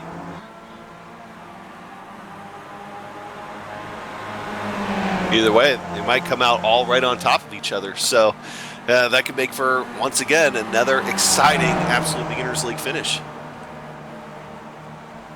Numb right now racing in 9th position, but he still has several cars. All the cars in front of him have to pit still, except for Fliss. I'm not sure, though, how many of those Numb's going to be able to knock off. Maybe 3 or 4 of them. Tuan Tran is in the pits again. Yeah, see, that's something weird. That's not good for him, and that puts him in that same position that he was having with Kamara, where they're making those extra stops. He had contact with Patrick O'Leary trying to get around him. And I wonder if he had a little bit of damage from that, because I think he's still sitting on pit road. We're going to look. Our director is going to find it and see. Thinks he has. He was trying to go on the inside of the red and black machine. Oh, yeah. You can see the car took a hop. He got together with O'Leary. Sure enough. And let me tell you, Patrick, you're off the hook, but you had that car as wide as you could make it. Yeah, look at the red and black car. He's out there almost on the grass, and the car Tran just gets loose at him and gets into him. It really does, and Patrick, it's like he almost was going off into the grass there to try to get Tuan Tran room, but once he hit that curbing, it kind of bounced back a little bit on O'Leary's part, but not enough. That was definitely on Tran. We mentioned a little while ago that he hasn't put himself in a compromising position. And sure enough, the first time he does, it ends up hurting him a little bit. But that definitely hurts the comeback drive. I agree with the way you saw that. O'Leary may have come back a little bit, but my gosh, he was already he's on the grass anyway. Yeah. Oh yeah. He gets to come. You got to let him come back. Got to let him back on the track. So, and now we have Neil Bamber. Can we get to that, director? I think it just happened. Oh, Bambi was having a great run. He was in 14th position in the points, still on the lead lap, still had a pit stop to make. No, let me correct myself. He had put in all of his stops. He was done. He was ready to go. And that's pretty much going to end his day. I think he hit 3 of the 4 corners on that car in the process there, so tough break for Neil Bamber. Okay, the top 6 drivers have yet to pit. They are Burns, Vanderbilt, Cocky, Hausman, Leach, and Grimm. Our main concern, though, Adam, is Burns, Vanderbilt, and Cocky. They are running 1, 2, 3 out in front. The interval back to Fliss, who is their main competition, 22.5 seconds.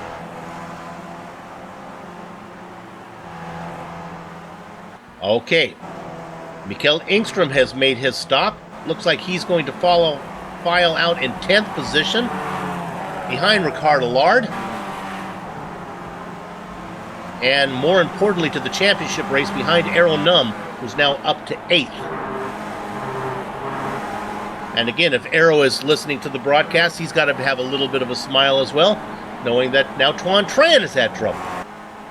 And if they are listening to the broadcast while they're racing, man, they're good.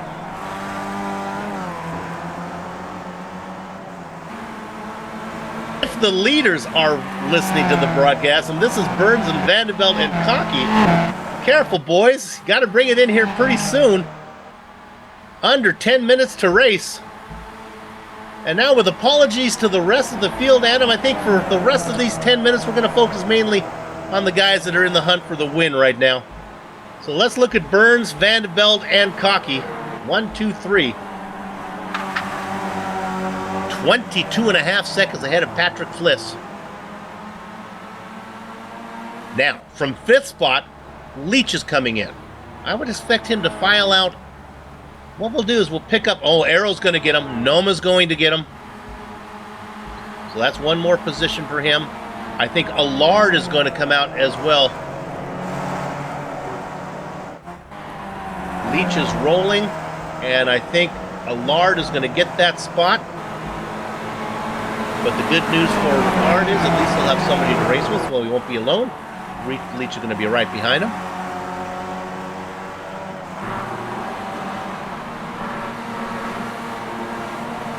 I did a Spartacus reference and a Beetle reference today. I think you met your quota. I did. I did. I'm going to try to get one from this century if I can before we're done.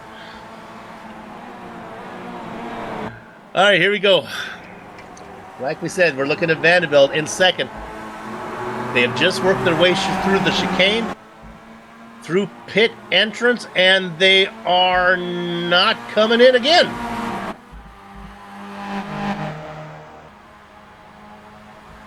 did they, now keep in mind that these are the guys in the beginning of the race were not well, Burns was actually racing. He had led some laps. I would think that of all these guys that maybe had been saving fuel, Vanderbilt and Cocky. Of course, if you're ever talking about Cocky and fuel strategy, you're mixing matches and gasoline there. But if there's a race for him to have a breakthrough on that, it's going to be this one, because he's been running back at the back of that group there for a while now. Yep. Burns up front, so Burns has been burning the most fuel. Burn. Right. And, of course, Cocky's been back there at the end, probably saving the most. But, so here the last little bit, he's starting to lose just maybe a car length or so a lap to the back of that pack. So I wonder if maybe he's just trying to be a little bit easier on the pedal, too, trying to come out of corners. And then you get to the point where you have a 23-second gap between the guy you're racing. If you get close enough, and they're getting to that point now, where you actually don't have to put in a competitive lap time. I mean, you can lift to the point of being 8 or 9 seconds off of race pace. Our director looking back there, we think that this is just not his forte, that Pierce Cocky is definitely lifting. And they come around again. Who's going to take a bite of the apple? Here they how come. About Burns, Vanderbilt, and Cocky? They all come in. Now it's a matter of who does the math the best. How much fuel do I need to go the last 6 minutes of racing? How many laps will I actually need to go? That's one of the disadvantages, Adam, of the time race. If you were coming in and this was a race where the distance was laps, I need to go 2 more laps. They got to figure out where they're going to come out, how far they have to go. Meanwhile, Fliss right now is on the main straightaway. Rolling the first guy out is Burns, but Fliss is long gone. Will Burns be close enough to get in the tow? He comes out ahead of, this is good news, he comes out ahead of Anthony Robinson, the back marker.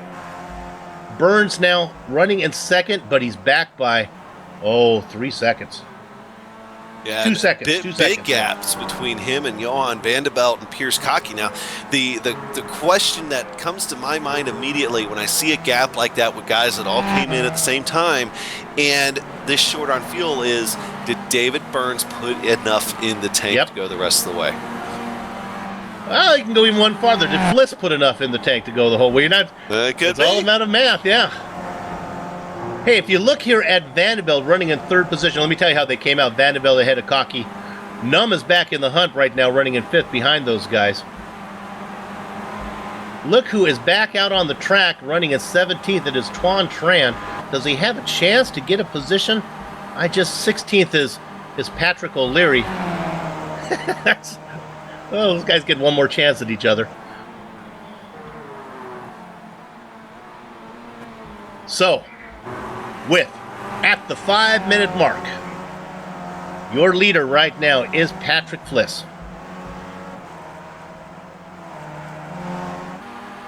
My timing and scoring, so is my director. We can't give you an interval for some reason. It's not going to give it to us. 2 seconds. There we go. We got it now. Back to Burns. Burns is going to have to do a little pedaling to get into the tow. Vanderbilt running in third. Go ahead, Adam. And I'm looking just at Patrick's lap times here and listening to him throttle. I'm really thinking that he's throttling it himself, and his lap time over the last little bit is almost a half second to 0.6 of a second off what we know he's capable of running even by himself. Whoa, who was that? I just noticed a car coming right across his nose, almost Jacob Younger. But so Patrick, I think, might be a little bit worried about fuel, or he's just taking it easy at this point. We can report that Errol Num has got around Pierce Shortfield Cocky. So Num up to fourth, and he has Robinson between them. He's got a little bit of a ways to get 2 seconds to get to Vanderbilt for the podium spot. Burns looks pretty comfortable ahead of Vanderbilt right now, 4 seconds. Again, it all depends on fuel. Interval to the leader, 2.1.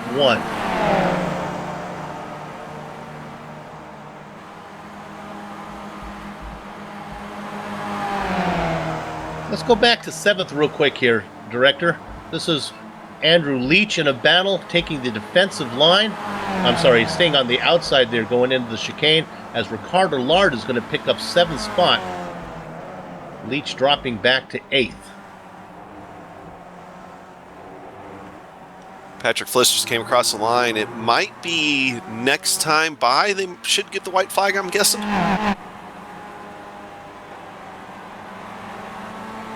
Patrick Fliss gives a coming through, guys. Let's look at Fliss right now. Yes, he is coming through. He's got Hendrik Kamara up in front of him and Patrick O'Leary. Both of these guys have had issues already. Kamara got together with Tron Tran, and O'Leary got together with Tron Tran. So, I don't know if Tran's gonna invite either one of those guys to any parties anytime soon.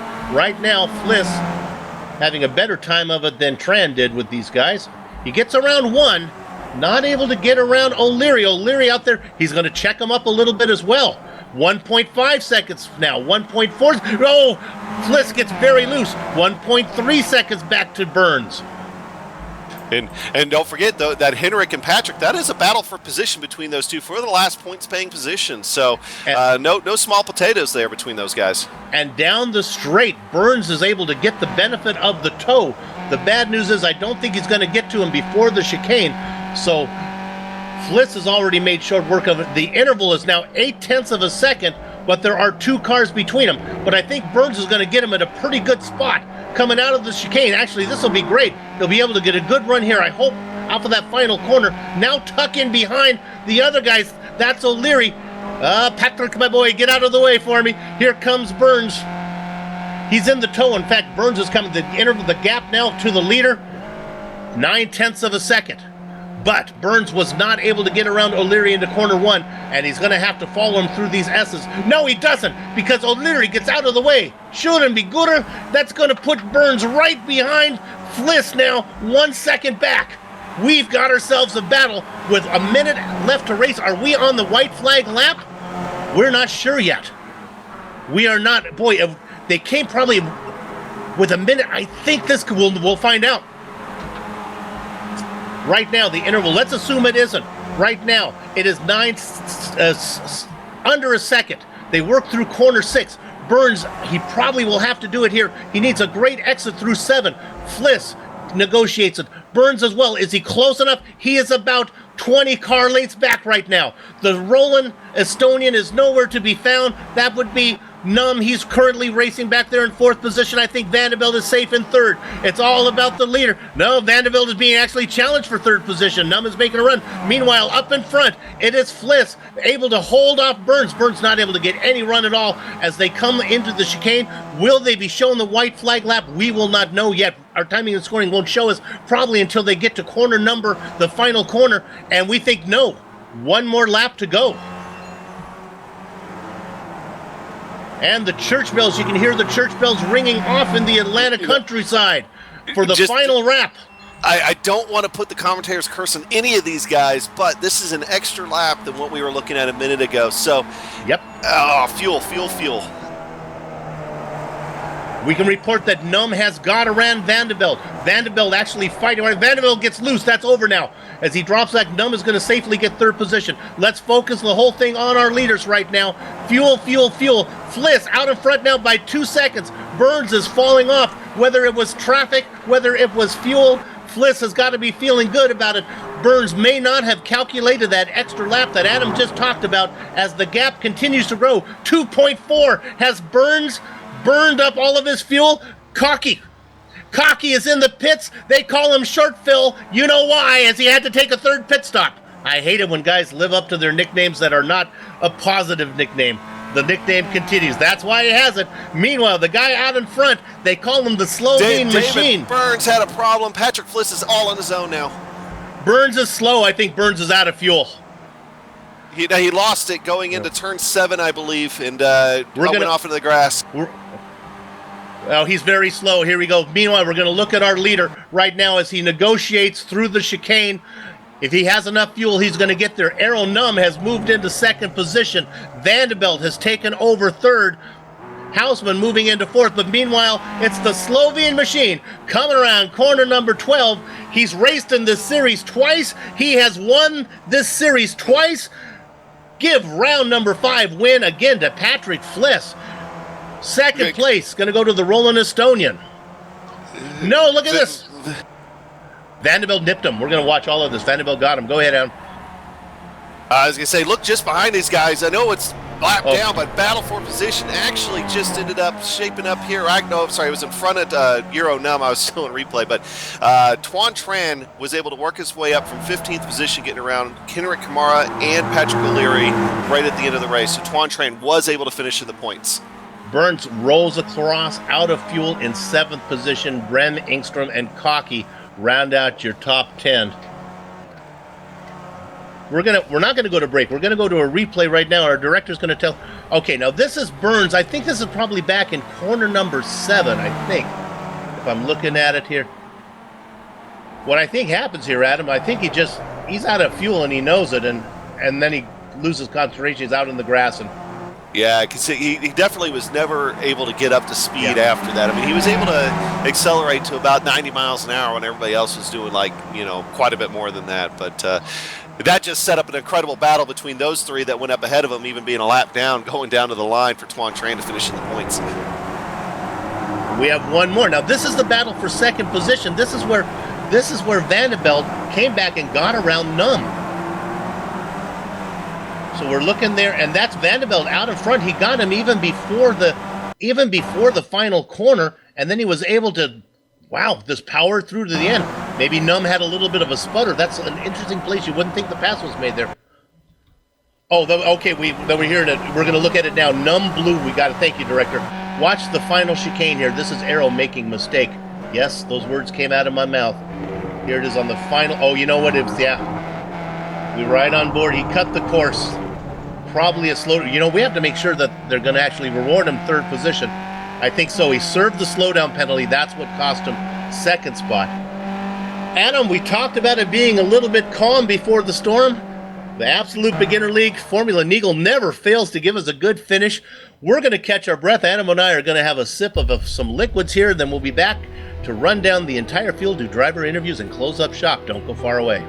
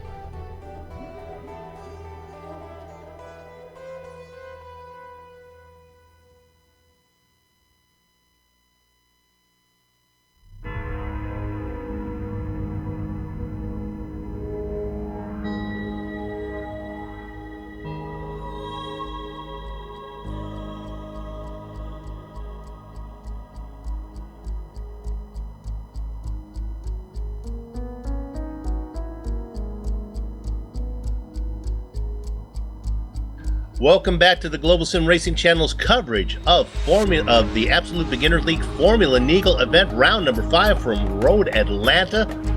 We had a good one, and once again, he's gone 2 for 2.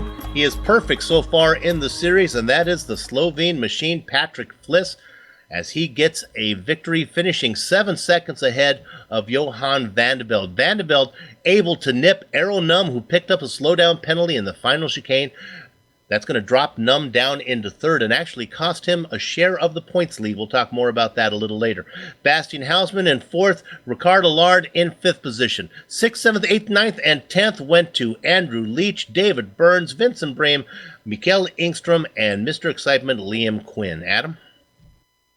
Yeah, going back from 11th on back, Piers Cocky. Man, just tough break for him there in the last 2 laps there for Mr. Piers Cocky. Jonas Blix coming home in 12th position. Jefferson Padavani in 13th, and Joachim Lundgren coming home in 14th. Now, Tuan Tran, you're going to get back to that points battle in just a minute. First car, a lap down, but a fantastic battle between 15th, 16th, and 17th on that last lap. 3 wide down the backstretch with Tuan Tran, Henrik Kamara, and Patrick O'Leary for those positions.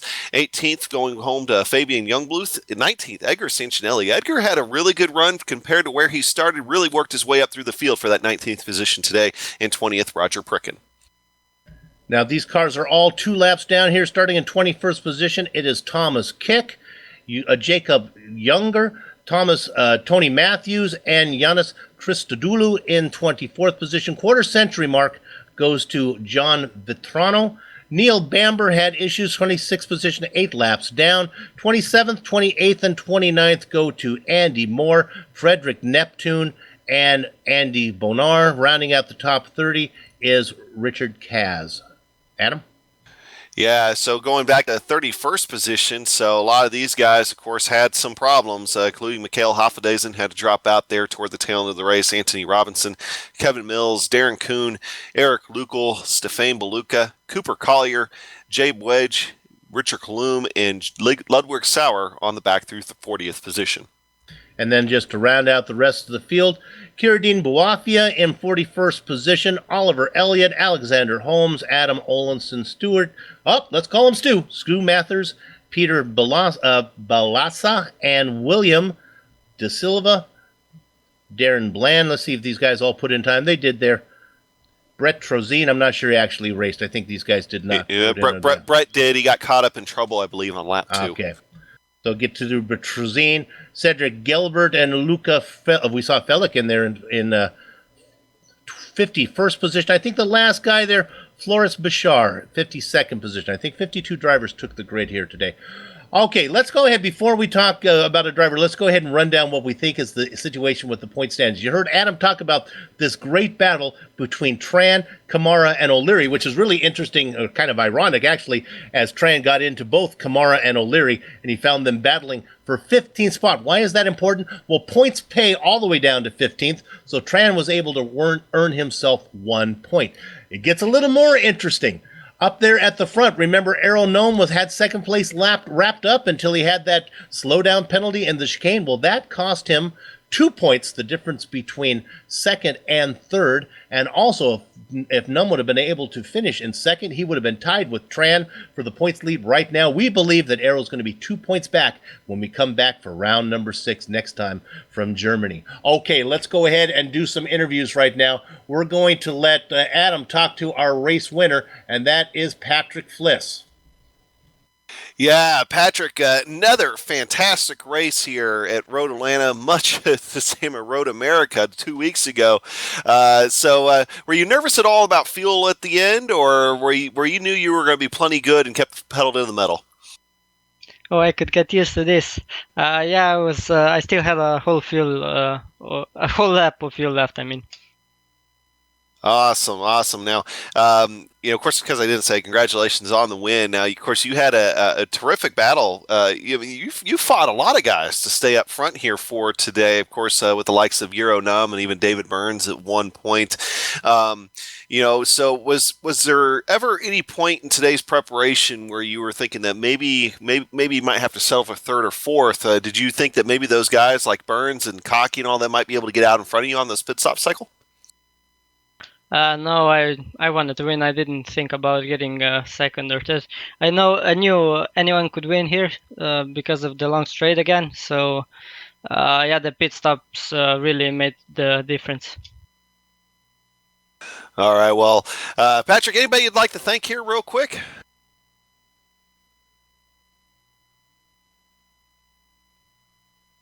Patrick, anybody you'd like to thank here, real quick? Oops, sorry. Can you hear me? My keyboard is not working. I just like to thank my parents for always staying by my side, and also my mom and dad. Awesome. Well, hey, congratulations, Patrick. I think Soup has a question for you here, real quick. No, I just want to congratulate you. Good job, Patrick. 2 for 2 so far. Wait, keep going. Thank you. Patrick Fliss. Gotta like it. I can get used to this, is his line. Yeah, he is 2 for 2. I don't think he can keep that going for too long. All right, I'm going to get to talk to somebody here who's, we usually get to talk to Johan Vanderbilt. It seems like so many times we talk to him and he when things go wrong. In fact, I bet you half of our interviews with the fan belt have been during the race. So, Johan, good to have you in here for a nice podium finish. Yeah, that's not a good statistic, Bill. You really have to break that. Yeah. My gosh, you played that out perfect. Let's go ahead and get you right to that last little battle. Well, let's go early on. Was fuel an issue from the very beginning for you? Well, at the beginning, I actually thought that I might be able to do it on one stop. Right. But now quickly I realized that was not possible here. We really had to do it 0 stop. Now, fuel wasn't really an issue. My first pit stop was really good, but it was because I went in alone, so I could take a lot of risk going into the pits. And I think I won several seconds there. In the second pit stop, I just lost several seconds. Like I put a little bit more fuel in, but it also took a while before my car started refueling. So I came out in no man's land, and I just saw Eero 3 seconds behind me with Pierce between it. So I was like, it's a matter of seconds before he's on my tail. And it was a fun battle. I made a small mistake in the last lap, so I thought Eero was gone, and I already. Go ahead. I felt like Eero was gone, and then I heard David ran out of fuel, and Eero and I tried to go. I tried to go as hard as possible in the chicane, and I cut the corner, so I got a slowdown penalty. And Eero also got a slowdown penalty. So it was basically who can clear his penalty the quickest, and get on the throttle. And I think that I cleared it a little bit slower, so I was in front of him, and he could go earlier on the throttle, so that's why he had more speed. But because he was behind me on the apex, like he couldn't immediately pass me, and just luck. That's why we have these post-race interviews, because we knew that Eero picked up one. We didn't realize that you picked up one, and that's fascinating. So it's a matter of who could get it cleared first and get to the finish line. Yeah, it was just lucky. I never had a finish like this. But, it was interesting because it looked like you were going to get third because you had Burns. You weren't going to catch Burns, and then he runs out of fuel. Then Eero gets by, and okay, well, I'm going to get third again, and then you end up with second. You never know, man. The Absolute Beginner League, what a great series to broadcast. We love it. That's good to hear. Exciting to the finish. Very, very happy with second place. Didn't expect it. Yeah. Good to see you finishing well. Good luck the rest of the way. Johan Vanderbilt, your second place finisher today. All right, we're going to let Adam talk to who we believe is going to be second in the points by 2 points back, and we've done the math right. He's your third place finisher today. Adam, I'll let you talk to the Roland Estonian Eero Num. Yeah, Eero, of course, fantastic drive here for today. You kind of made up for what seemed like a lack of pace in practice and qualifying to finish third here for today, but it wasn't without any kind of problems for you. I understand in your second pit stop, you had a little bit of a problem. Why don't you tell us about it? Yeah, when second pit stop, I went in, stopped on my pit stop, everything was perfect, but the fuel didn't start, so I don't know how many seconds passed, maybe 6, 7. Then I realized I didn't click the start fueling. Well, I can say that's a mistake that's probably happened for quite a few people, myself included, at one time or another. So, but of course, you're still able to recover from that, and then I guess you had a little bit of a slowdown penalty as well going through the last chicane during that tight battle with Johan. You allowed Johan to get around you. Now, that's what set up the final stage of the race. But how was getting through lap traffic there toward the tail end of the race? Was that eventful for you at all? No, at the end it was good, but the beginning it was a little hard to race so hard in the first 5 laps maybe. So it was very difficult. And also I just did the spec racer board here, so it was very hard to get used to the skipping. It's interesting that you brought that up. Me and Soup were talking about that before the race. Why don't you tell us a little bit about the driving difference between the Skip Barber and, of course, the Spec Racer Ford? Yeah, in some ways they're similar, but skipping felt so slow, and you can go on throttle so hard. So yeah, and you can go over the curbs, unlike in the Spec Racer. Well, of course, a little bit of a marathon drive here for you today with the SRF race before this, and of course now the Absolute Beginners League. But still, despite not being able to grab second right at the end there, you still came home in third, podium finish. Congratulations, Euro, and we'll see you here in 2 weeks. Yeah, thank you. Errol Num, your third place finisher today. One follow-up on that Spec Racer race. They were both at Road Atlanta, so at least he didn't have to learn a new track. He just had a little lunch and come back over and race this one. Okay, we're going to wrap up with our final interview here. Bastian Hausman had a 4th place finish. I think he's probably going to be happy with that one. Bastian up front early, but then things went south the middle of the race. Hey, good evening. Yeah, it was a little bit hard with some back markers at the wrong time at the wrong place. And then I just lost connection to the lead group. I could hang on, but I couldn't close in anymore. Yeah, I had you figured. I was penciling in. I go, it looks like about 7th place for Bastian. And then little by little, guys were running. Burns ran out of fuel. Cocky ran out of fuel. Did you have your fuel numbers down pretty well? Yeah, the fuel was no problem. That I had a little bit too much. But the second pit stop I missed. I went past my guy, so I had to reverse, and I lost a lot of time there. So maybe there was more, but I'm pretty happy with this. Yeah, I think 4th place. You were up front early. In fact, you led a few laps. That was kind of nice. Yeah, it was good, and I had the pace. I had good confidence, so I could get very close to the other guys. But 4th place is still good enough for me, and good for the team. Sorry. Yeah, let's talk Mama Jean Racing. You have a nice cushion up there in front, and it's nice. At least one of you got some points. Your teammate did his best. Tuan picked up 1 point for you today with 15, so anything will help. Yeah, indeed. Yeah, it's a shame his internet stopped. It was. Exactly during qualifying, so it was not nice. He had his work cut out. When you watch the race broadcast, you can appreciate he had his work cut out for him today. Hey, Bastian, congratulations. 4th place, good result. Thank you very much. Have a great evening. See you again. Thank you. Bastian Hausman, always good to talk to him. Darn good race today, boys and girls. If you're watching at home, you got to enjoy this. Now, we'll be back in a couple weeks to do another one of these, but right now, let's go ahead and thank the guys at Absolute Beginner League for organizing Formula Neagle and contracting with GSRC to broadcast it. Hey, also got to thank one of the sponsors, ilovesimracing.cu.uk. I Love Sim Racing is a website where you'll find quality-made sim racing button boxes custom-made for your own personal design, making your sim racing experience more realistic and fun. It helps to execute all those important in-race vehicle settings. You see, Errol Num needed one of these to make sure he had his button push there to start fueling. So look into that there, Errol. And pit stop changes, see, gives you that extra edge on the track.